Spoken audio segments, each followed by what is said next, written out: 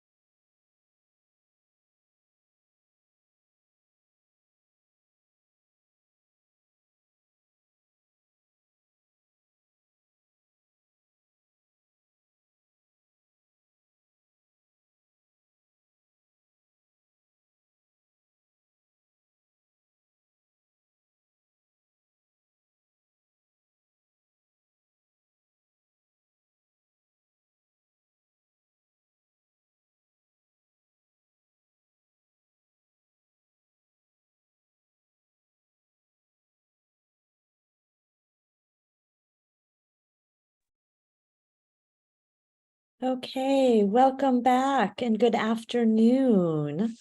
We hope you enjoyed your morning sessions. We have about 1,400 participants today for Digital District Day, so that is just awesome. We see you joining back. Hopefully you got a little snack or a break and are ready to go for an engaging afternoon with us. So I know in the sessions that I had the opportunity to join, it was inspiring to see creative ways that technology is being used to prepare students for their future, and to see all of you preparing and working on your own digital future, learning new skills and tools. We also had a chance to look at your feedback. Thank you. We're getting some rave reviews and helpful feedback both for these sessions and for next year. Thanks again to Steve Kiesel, who's been putting the updates and info in the chat. We know a bunch of you said that that was super helpful. And just a reminder that the recordings, thanks, Steve. The recordings are being posted as we work through the sessions in Zoom events. So in case you missed something, you can go back. One session that I just want to call out from the morning, the session that Devlin, our very own Devlin Jackson, led on the K-5 Getting Started guides. If you weren't in that one, definitely go and check that out. A lot of great connections, obviously, to our student learning goals that Dr. Wayne shared this morning, and our focus on instructional coherence. So next, I'm thrilled and excited to introduce our afternoon keynote, Dr. Saba Kidwe. Saba believes cultures of innovation begin with a culture of empathy. And her journey took her from being a high school science teacher to then a private school educational technology director, and then the director of innovative learning at the University of Southern California. And she also joined Apple as an education leadership executive. Dr. Kidwe now works with organizations to design schools that give young people the mindset and skills to thrive in workplaces as global citizens. And that's what we're about here, developing our own mindsets and for our students as well. So with that, Saba, thank you so much for joining us this afternoon, and I'm going to kick it over to you. Amazing. Thank you so much for having me. I'm really looking forward to chatting about what it means to really discover and nurture our human advantage in a world with artificial intelligence, and to really begin that conversation, because so often there's so much unknown and so much fear and anxiety, but also excitement and curiosity about what could be, that this is one of my favorite questions to begin with. When thinking about your role, who do you want to be? So maybe kind of just think about that in the back of your head today as you're listening. And another way to think about this question is, if you wanted other people to describe you, what would you want them to say? Now, this question comes from the book Atomic Habits, and it's one of my favorite books. Just in the last, I would say, year or so. And one of the things that I love about this book is that he talks a lot about moving away from outcome-driven goals and more towards identity-based goals. So for example, when you think about, typical like New Year's resolutions, like, oh, I'm going to go to the gym, 3 times a week, or I'm going to lose this many pounds, or thinking about that outcome. He says when we focus on outcomes, we're not always successful in being able to sustain the goals and aspirations we have. However, he says if you change that, and instead of like looking at those outcomes, you say, I want to be a healthy person, you're more likely to make daily choices that then align with that identity, which allow you to not only achieve those outcomes, but often exceed them. And as I was reading the book, schools immediately came to mind for me, because I was like, wow, like in schools, so often we focus on outcomes, test scores, grades, and these metrics, that we don't always think about things like, well, what does it just mean to be a creative thinker? What does it mean to be an ethical individual in today's world? But in a world with AI, this question has never been more important. And another reason I love starting with this question is it's an immediate reminder of the things that make us uniquely human. People will say things like, I want to be a role model. I want to be inspirational. I want to be somebody who people trust. I want to be a safe space. I had one person one time share, I want to be that guy. And these are all qualities that are not really replicable by artificial intelligence tools, at least yet. And so that's why I really just love reflecting on this question and really thinking about, in a world with AI, how do we amplify these qualities even more? Another piece of advice I have for kind of just how you might use this time today, not only for this talk, but any talk, is a strategy I use.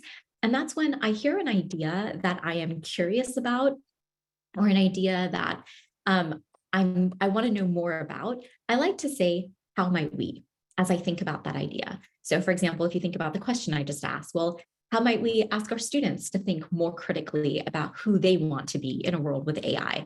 And when we put how might we in front of a question or an idea we have that we hear, we're more likely to then turn it into an action item, because now it's an actionable term. It's like, how might we do this, which gives you a takeaway for after, instead of just like hearing an idea and then just moving on. So one of the reasons there's many reasons I love starting with Atomic Habits and identity, but another one is, for example, How might we foster an environment where students identify themselves as ethical, responsible, and creative learners who align their actions with these identities? Now, oftentimes when I walk into schools, I always see values written. It'll be like yesterday I was at a school and it was like home of the fox, perseverance, trustworthiness, resilience, and all these other qualities were listed. Yet what's so fascinating when we think about the AI and education topic, the immediate concern, if I was to ask all of you right now to share, what is the top concern people have with AI and education? Everybody, without even thinking twice, would say cheating. And so what's so fascinating about that is that when we walk into our schools and we walk into places, we don't see cheater anywhere when we talk about values and who we want our kids to be. Yet when we think about AI and education, we have given every single learner the identity of being a cheater because this is how we are leading the conversation. And so one of the things I want to encourage people to think about is instead of focusing on things we cannot control, like students cheating with AI, what if instead we were to think about the opportunities with AI and any other technology in education from this lens? How do we help students think of themselves as honest individuals, reliable individuals, creative individuals, ethical individuals, and then help them align those identities to their actions? So instead of focusing so much on the cheating space, what if we were to focus more on nurturing these qualities here? And let's take a look back. I used to be a history teacher. So let's take I always integrate a little bit of that, but I'm fascinated by the past and its relationship to the present. But if we were to take a look back over the past, let's say 2 decades, and we think about students who today are in university, they have never known a world without Google. If we think about our students who are in high school, they have never known a world without things like email, and they were around for the beginnings of social media. If we think about our students who are in middle school, they have never known a world where you could not communicate or share ideas via social media platforms. They also saw the beginnings of the iPhone and all this other mobile technology.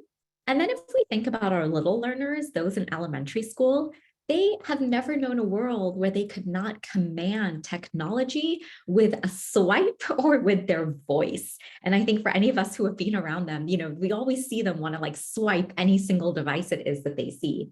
And now if we were to come fast forward to present day in 2022, those students who were born in this year will never know a world without generative AI technologies. And, when we think about and look at technologies like ChatGPT or any other ones, they truly feel like magic, right? Even today, us being here in a Zoom room presenting virtually doesn't really feel like magic. It's just technology that existed. And so it's normal for us. And that's exactly how this technology will be for the learners that are walking into your classroom and even for the ones that are there. As Arthur C. Clarke says, any sufficiently advanced technology is often indistinguishable from magic. And I would add, though, unless it existed when you were born. So this is my niece and my nephew, and my niece was actually born in October of 2022. And when I think about the world that they're walking into, they are going to do things that are so drastically different than the things that I did when I was in school, because so many of those tasks will be automated for them, which are going to require them now to really engage in a completely different set of skills. Now, when we think about AI technologies, I think so many of us are just very familiar with ChatGPT. And so I want to take a moment to just kind of broaden our horizons. You may have seen some of these, you may have not, but I do want to show you a little bit about what the world is going to look like for these guys, not tomorrow, not 10 years from now, but literally what it looks like right now and what's available to us right now. So I'm going to go ahead and share a video and then a couple other tools.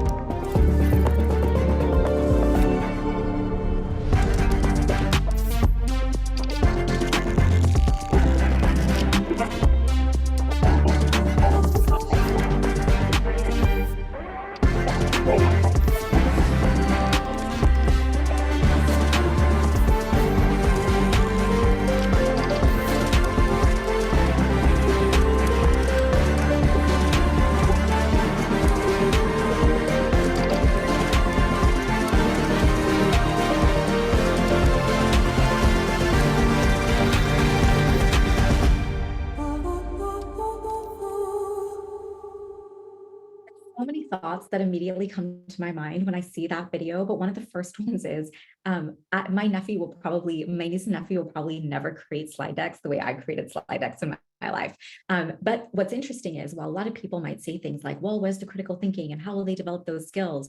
To me, they're going to have to focus on the things that we hardly get to focus on, which is articulation of ideas, the pitching of ideas, public speaking, being able to gather people together to move an idea from just an idea to execute on that idea, skills that are so much more advanced that we don't often always get to. Another thing that really resonates with me from this video is somebody who like had such a fear of math and Excel. I like anytime somebody even sells me an Excel spreadsheet, I get so much anxiety. But the idea that I could just command Excel and tell it what I want it to do without having to worry about the nuances and the formulas and the this and the that is something that is just so liberating for me as an individual, and also opens up what's possible for me now in terms of the things I can work with and the things that I am able to do. Now, when we think about tools that you might, be seeing a little bit more widely available, because what I showed you is a paid feature in Microsoft, we have things like Google Docs that now when you open up your email or you open up a Google Doc or a slides, it says, hey, what do you want my help with? And if you don't know what to ask for, it has sort of like this ongoing flashing set of ideas that it's giving you, even if you don't know what to command. In the free version of Microsoft, which is available in the Edge browser, the Microsoft Edge browser, you can go in and say, hey, I need you to write something for me. This is the tone I want. This is how long I want it to be. Copy and paste it, drop it right into a doc. And so when we see all these different types of things, it's so easy to have so many different feelings, right? Definitely there's a feeling of nervousness, of anxiety, but also, like I said, of curiosity and possibility and what this could do for us. And so there's so many feelings, but one of the things I always really reference and ground just my own thinking in is this quote from Eric Brynjolfsson. Eric Brynjolfsson is the co-author of a book called The Second Machine Age. And he also is the director of the Stanford Digital Economy Lab. But this quote really helped reshape my thinking on how I approach technology and teaching and learning. He says, technology is not destiny, we shape our destiny. And so then when you begin to think about like, okay, how do we shape our destiny? You begin to kind of also reflect on what are the different skills that are needed to be successful in today's world. If these are the things that are most important for us to focus on, how do we cultivate those and how do we nurture those? And so, for the past decade, I've kind of gone down this rabbit hole of being able to look at how do we shape our destiny and what does that look like? So in 2018, I went back to school to do my doctorate because I wanted to do a research study on educators who were able to make these shifts in their practice. And so the school that I went to go study was a school called Design 39. It's a public school in San Diego, California. And one of the things that had always fascinated me about them, I had learned about them like about maybe 8 years ago, was that their teachers worked together. And as a teacher who was working on her own, as many of us do, sure, we have PLCs, we have this and that, but it's not the same as like really collaboratively co-teaching with other people. I was like, why is that the exception and not the norm? And so kind of went down a rabbit hole of like, hey, how do we, what did they do? How did they build this? And so what I came across was this idea called design thinking. Some of you may be familiar with this, some of you may not. But what I love about design thinking, or what really resonated with me, was the idea that it began with empathy. And that's really what they were doing with everything they were doing, from how they created that teacher collaboration time to how they were designing experiences for their learners to everything they were doing. And the design thinking process is so unique because instead of just creating solutions and creating things to implement and do, it really takes a step back and says like, okay, let's talk to people and let's engage people in co-creation. So instead of thinking, for example, right now with AI in education, so many of us are trying to come up with all the answers and think like, okay, this is what we're going to do, this is how we're going to implement it, and this is what our strategy is going to be. Whereas when we take a step back and we actually engage with people, for example, like, a teacher engaging with their students, how many of you have even used AI? The numbers might shock you. How are you thinking about this? Okay, what is proper use? What is not proper use? When we engage from that empathetic lens, we are co-creating. And so we are now all invested in the future it is that we're building. The other thing that I really like about design thinking is that it is not about coming up with every single answer that you need. It's about, okay, this is what people said. Let's try this. Let's take a small step, see if it works well. We'll take a note of what works well. What doesn't work well, we'll take a note of what doesn't work well. We'll iterate. And it's this like ongoing process. And while in the beginning, you follow it very like step by step by step, over time, because you are also nurturing these mindsets that you get as a result of engaging in design thinking, these become just very natural ways of acting and engaging with the world around us, which allow us then to not have anxiety about the future, but rather we become comfortable embracing ambiguity because we know, okay, let's check back in, let's get together. What are we going to do? How are we going to do this? And taking those small steps. Some of the other mindsets that I really like that design thinking helps nurture are things like creative confidence, being able to learn from failure, having empathy, but above all, being optimistic about what's possible. So when I first learned about this, I was working at a higher education institution, actually at USC. And one of the first assignments that the students had to do was a research paper. Now, keep in mind, this was 10 years ago. So this is a medical school, Keck over at USC. And if you are familiar with USC, you know it's surrounded by a lot of underserved communities. So one of the main goals of the program is to be able to have students engage with those communities, give back, engage in community service, and all these different types of things. So in the first year, they have the students write this 40-page paper, and they're each assigned a different community within Los Angeles.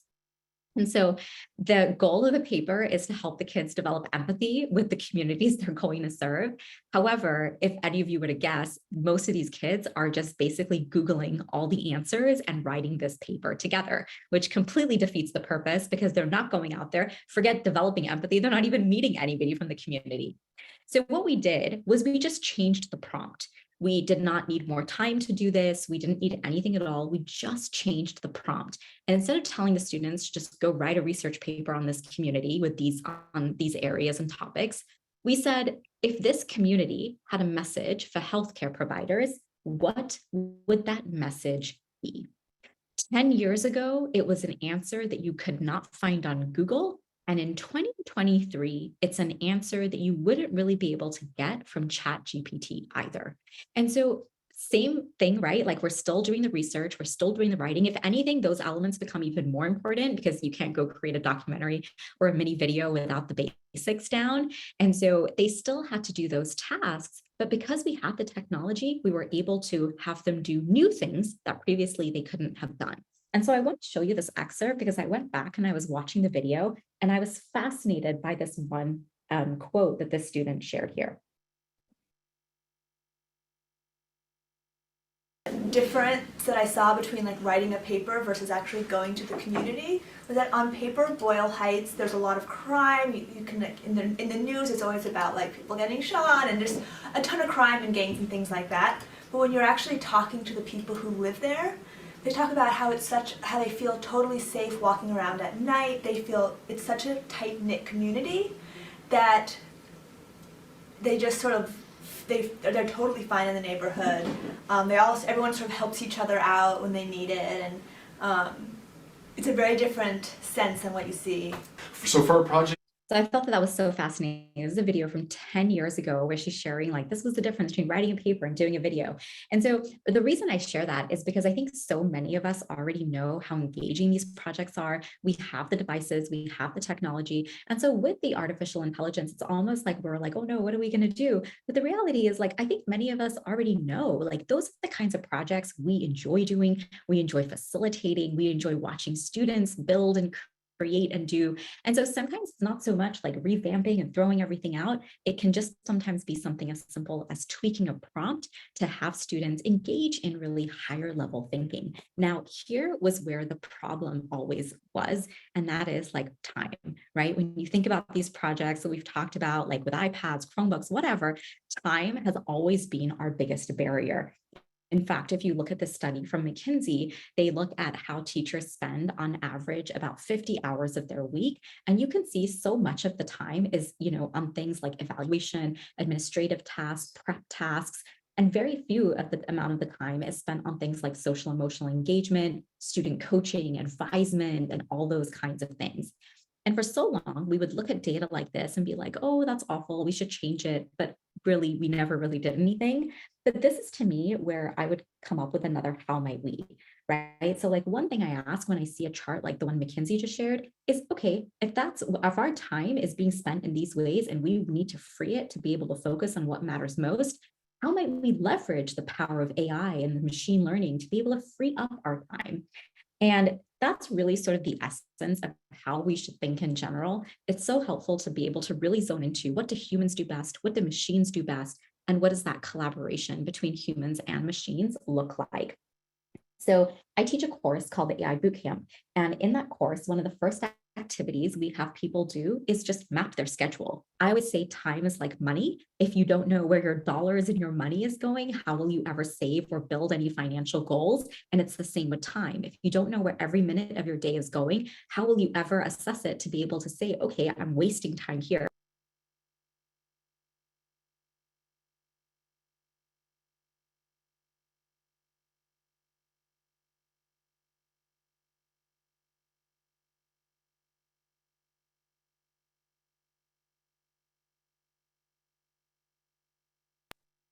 Okay, I think we're back. All right, so how would we be able to like do anything more effectively? So this basically here is just a full breakdown a day. It's nothing but a Google sheet. So it's just how many hours I've spent, the tasks, on and on. We take this sheet and we upload it into ChatGPT using Code Interpreter. You do need ChatGPT 4 to do this, but you basically go in, you go ahead, you upload your file, and then it does a full analysis for you on where you're spending your time, how your time is being spent, things that previously would have been impossible to manually do ourselves. And then what happens is it can even give you suggestions for ways you can delegate tasks and things like that.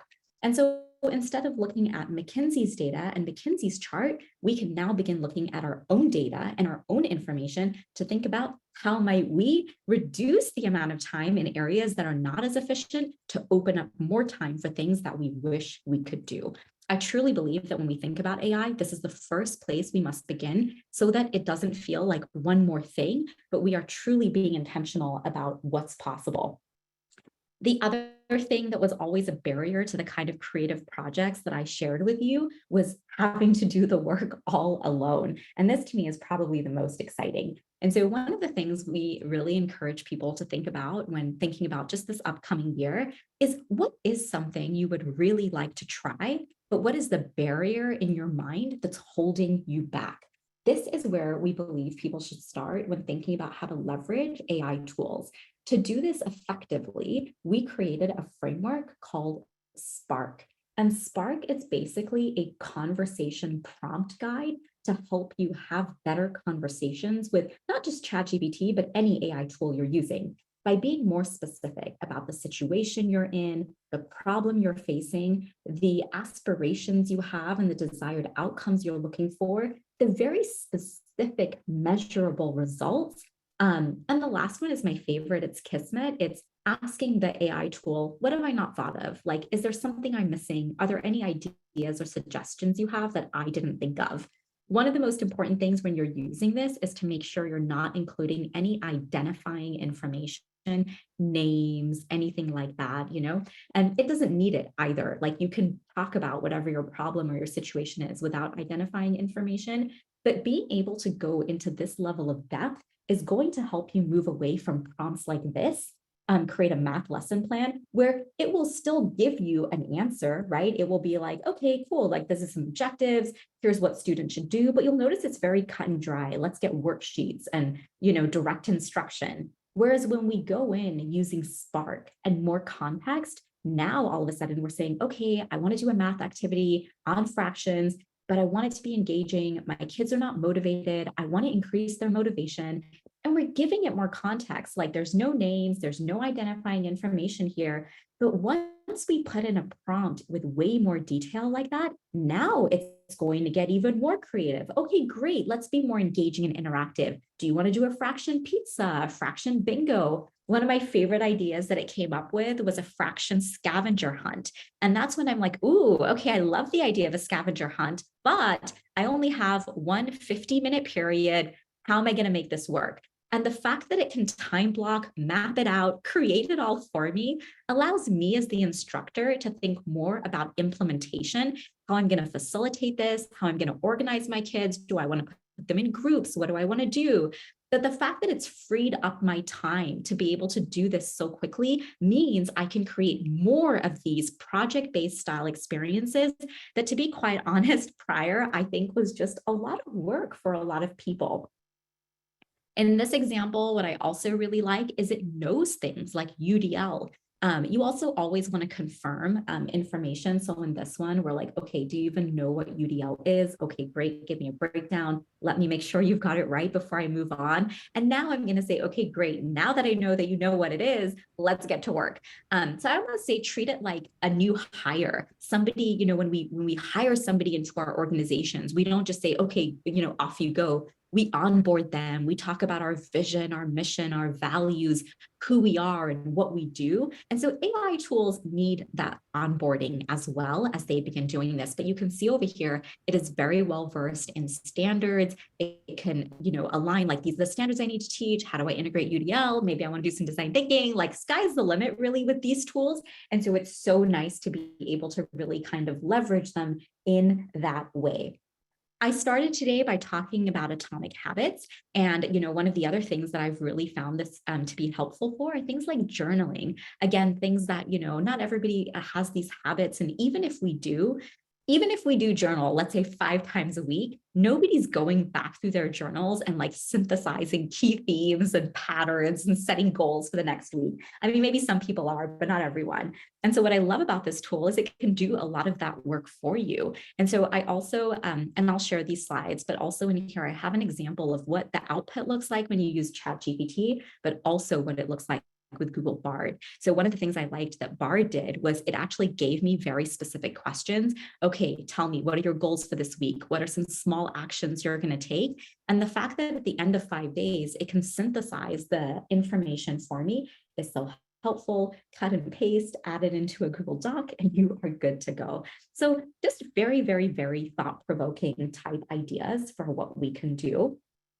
Like I said, I do have a guide for you about using this. It's got some videos in there that will walk you through how to do this as well. But the one big takeaway I want you to leave with is, as overwhelming as much of this can feel, Atomic Habits also talks about the importance of getting just 1% better every single day. And, so often those small actions that we think, oh, that didn't really make a difference, but you coming here today, you being here and listening to this talk, that's getting 1% better. And just those little things, 15 minutes a day, 10 minutes a day that we do, by the end of the year, he says, we are 37% better at what we set out to do initially. And so, I feel like for everyone, like I have this habit, I have 3 younger sisters, and I'm always like complaining about something or nervous about something or anxious about something. And so one day I was at my sister's house. I don't know what I was complaining about, but my 4-year-old nephew came up and said this to me. I don't know if I can do it. I'm not gonna be able to do it properly. You can do hard things.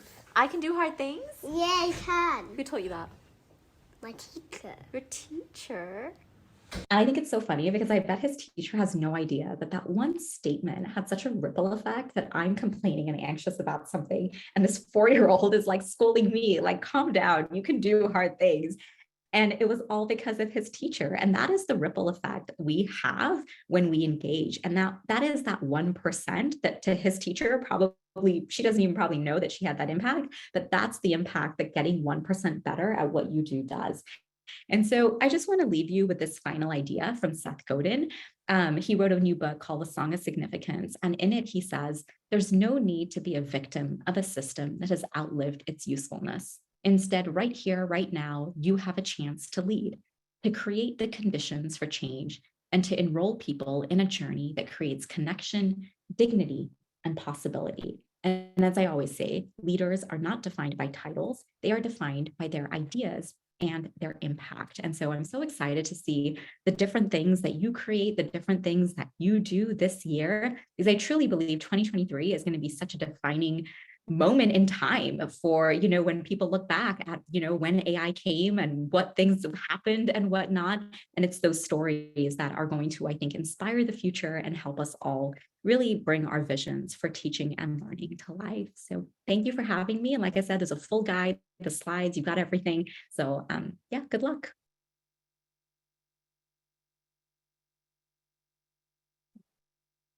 Awesome. Thank you so much, Saba, for joining us today and for that thought-provoking presentation. I know it was creating a lot of discussion in our Q&A, and so thank you to our participants as well. I think the topic of AI and really and technology in general brings up so much thoughtful and critical sort of conversations and discussion, and you touched upon that in your talk today, and clearly it's very thought-provoking and generating a lot of discussion for our participants and our educators. So thanks so much. As we've talked about earlier today, right, we're all learners, we're continually learning and looking for those ways to integrate technology and prepare our students for their future, but we're doing the same for ourselves and in our own digital future, right? Our lifetimes growing up very different from where our kids are right now. And so, a big piece of that is both the technology, but also more importantly, right, because the technology constantly changes and evolves, but it's the mindsets that our students have and helping them build the confidence and the critical thinking skills to be critical consumers of technology as well, as they're tackling their world. And yes, we can do hard things. So that's awesome. Thank you. Thank you. No, thank you so much. Goodbye, everyone. Bye. Okay, so thank you everyone for joining us for our afternoon keynote. Before we close out and turn over to our afternoon sessions, I just wanted to, we have a couple of some updates that we're going to share about programs and initiatives from our DOT's Digital Learning and Enablement team. I want to take a quick opportunity, though, before I introduce them to give a shout out to the Department of Technology. I know I might be a little biased being a part of the team for the past 8 years, but I truly believe that a strong technology foundation requires a strong technology team. And we're so fortunate to have a dedicated DOT and everything from our digital learning team who put on this event today. Huge shout out to the team, our help desk. We know that you talk to them and email with them often, and all of the team behind the scenes that run technology and make it run for us as smooth and as integrated as possible. We often, and we're there for you. We're always there to support you. We often hear about when technology doesn't work all the time, because it doesn't always work. But we love to hear when things are working well for you. And so as you kick off the new school year, take an opportunity, share some love and appreciation to a DOT team member. I'm sure they'll share it right back. I know and we all appreciate the partnership and the journey that we've been on, together. And just to share, if I can take one more minute to share a little bit of personal news, some bittersweet personal news. But after 8 years of leading this phenomenal team, I am going to be transitioning to my next, to a new professional chapter. And so I'll be, after the start of school, we'll be leaving SFUSD. Sadly, I'll still be an SFUSD parent, and I'm super excited about that. But I know that you've got a strong team here, technology team here in the district, and we look forward to continuing to partner with you in the years to come. So with that, I'm going to kick it over to colleagues, kicking back over to Zareen and our digital learning and enablement team to share some updates about programs and initiatives and get us rolling for the afternoon. Over to you, Zareen. Thank you, Melissa, and thanks again to Saba for all those insightful words. But first, before we move on, Melissa, we just wanted to say from all of us that just want to really thank you deeply for your commitment and your empathy and all the love you've poured into SFUSD for the past 8 years. You've done really amazing things and we'll miss you so much. And I've just had the pleasure to work with you in the same office some of the time, and just day to day, I just see how you listen so deeply to everyone. There's no issue too small for you to jump in and help, even if it's outside of your job, or you're always willing to jump in and help, and you dedicate so much of your time that nobody sees. And it's just so obvious how deeply you care about the district and about each of us. So thank you again. And it really won't be the same without you. Yet we have more work to do. So we're going to share a little bit more about the digital learning team and the work that we're doing and the Department of Technology. First of all, the whole digital learning team has been working really hard to plan this day. And we're so excited that you're all here and enjoying these great sessions today. And I just have to have a huge shout out and thank you to Dan Frost and Devorah Merling for all your tireless work putting this event together. I also want to give a shout out to our DOT help desk, Adam Zabarte and team, Carlos Sevilla, Bajay Tiara, and our new interim technology services officer, David Malone, for all of his support. And all the other members of DOT, as Melissa was saying, it's a teamwork, a team effort, and we're so excited that you're here to enjoy this day with us. So if you go to the next slide, we all want to work with you too. This is the digital learning team. All schools have a cohort partner, and here are their names right here. So please reach out to us if you need any support. We want to come to your schools, come to your classrooms, and help you with all your digital learning needs. And next, I'm excited to pass it to 2 team members, Devlin Jackson and Xander Piper on the next slide. And they're going to tell you a little bit more about our digital learning initiatives. Thank you. There you go.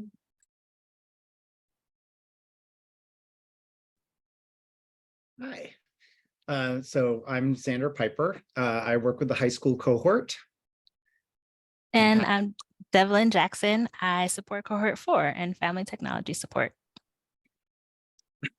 So one of the big things we want to talk about is last year, our team really focused on putting together these digital getting started guides.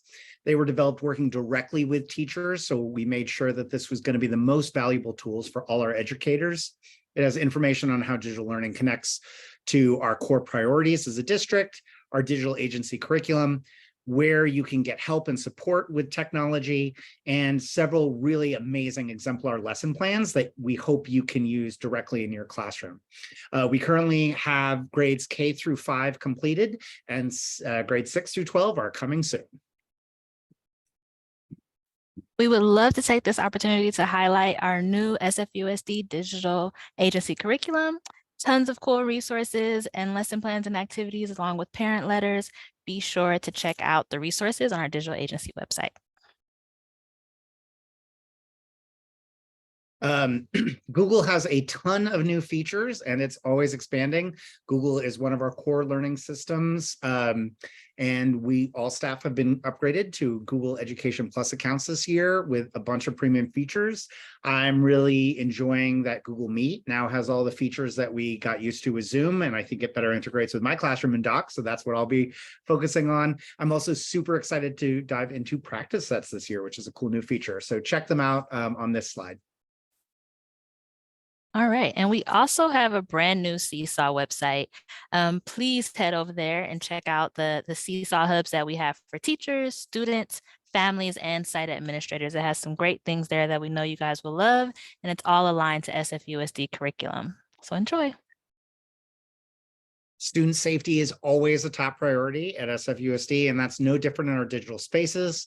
We hope that you make sure this year that we're protecting our student data by only using our approved apps, paying a close attention to your Google Doc privacy settings, and sharing digital agency lesson plans with your students.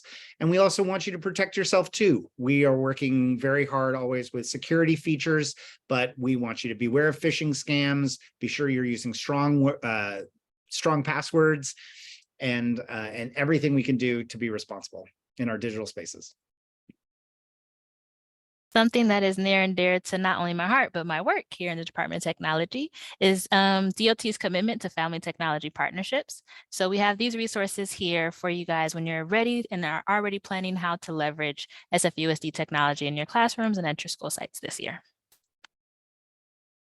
And only thing better than working with families is working with teachers, which is the best part of our job that we feel in the digital learning is our amazing D-Leafs. The D-Leaf program is a really strong, it's like a core part of what we do in digital learning. I was a D-Leaf for 5 years at Bessie Carmichael before I joined this team. And it was an amazing opportunity to grow my skills and was my first opportunity to hold a leadership position on campus. We really want to work with teachers to be the advocates at their sites because we know that you guys have the on-the-ground knowledge that is necessary to know which tools and which initiatives are going to be best to really transform student outcomes. The DLE program is totally up to your level of involvement. You can split the responsibilities amongst up to 3 people at your site. And there's lots of opportunities to make the position meet the vision for your school. You are eligible to earn up to $2,500 in stipends, depending on how much you work with the program. And you also get to go to really cool events at tech companies around the city. I still dream of the Adobe Tater Tot Bar and hope that I get to go this year for that too. All right, we are going to introduce Ian Enriquez, and his student Romero Richards, who are going to share briefly about the Digital Agency Board and how your school can be involved. Hello. So we are hoping to launch the Digital Agency Board this year. This is going to be a youth-led initiative, getting peer and youth voice in digital agency and hearing what students think and what students want to address around this. So this is going to be a spinoff of the Student Health Advisory Board, which started back in 2014, where we got students from all different schools to come together and talk about health issues. They created presentations at the Teens Tackle Tobacco Conference, and then they started hosting the GSA days for the district. They run the tobacco prevention PSA contest. We even had a few of them attend the Foster Youth Education Summit down in LA this past year.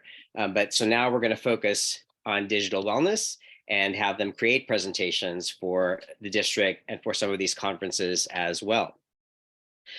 And our ask is in September, as we launch this, if you know any students, and these are high school students that would be interested and are passionate about just technology and wellness in general, refer them to your wellness centers for the job opening that's coming. This will probably be happening throughout September. And in the spring, if you want presentations in your class that are youth-led and youth-based or on digital agency, get in touch with your wellness centers again to see what these kids have created.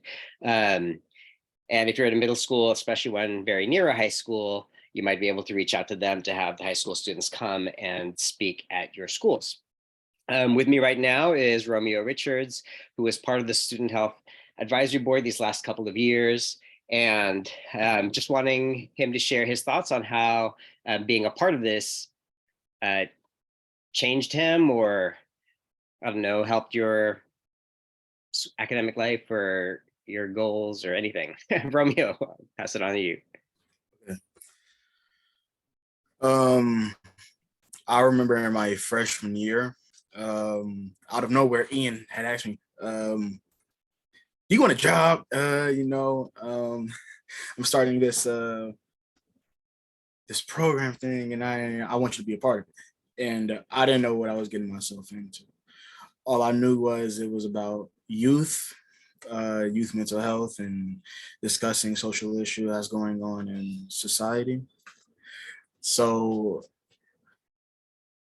and then I don't know, like words can't really describe it. I pretty much just fell in love with it. Being able to keep up with what's going on in society and seeing how things have changed has really opened my mind. Because before I used to be very, just like live in a neighborhood. Everything that goes on in the neighborhood, that's the only thing I know. Knowing about everything else, I don't really focus on. So I remember last year when we were working on this this presentation. It was about tribalism and racism, and we did it at UC Berkeley, and it was a blast. I'm not gonna lie, I loved it. It was fun, being able to discuss that with people, and I'd say the description of it was a lot of my ideas. So being able to express my thoughts to multiple people, it was really great, and it also helped me boost my confidence in my speaking skills. I can speak a lot more confidently now. I don't have to stutter so much. Um, Honestly, I think without Ian, most of the stuff in my life right now would not be be going on. I went to Japan because of Ian. Thanks to Ian, and thanks to this whole entire program, it really changed. Thank you, Romeo. And yes, this is a paid position. Students get paid for being a part of this. And Romeo's gone on to be invited to present to Glenn Close and her company. And it's a really great opportunity for students to branch out and grow. So thank you all very much for your time. And I'll pass it on to whoever's next. Okay. Sorry about that. We just want to give you a few updates before we send you off. We are running about 5 minutes behind, so we're going to start second I'm done talking in 1 minute, and then we'll still end on time at 2:45. So quick updates. We had to reschedule the Empower session from 11 a.m. this morning to 1:15 or 1:20. So you can go ahead and access those in your sessions, in the sessions tab now. We apologize about the last minute change. If you're unsure where to start, be sure to check out Culturally Responsive Portfolios, Designing with Docs, Slides, and Sheets, and Meaningfully Engaging Mathematics with Digital Notebooks. Lastly, we're going to hop off in about 1 minute, but we'll still end our sessions at 2:45 today. So sorry for the rush at the end, but we hope you have a great afternoon session.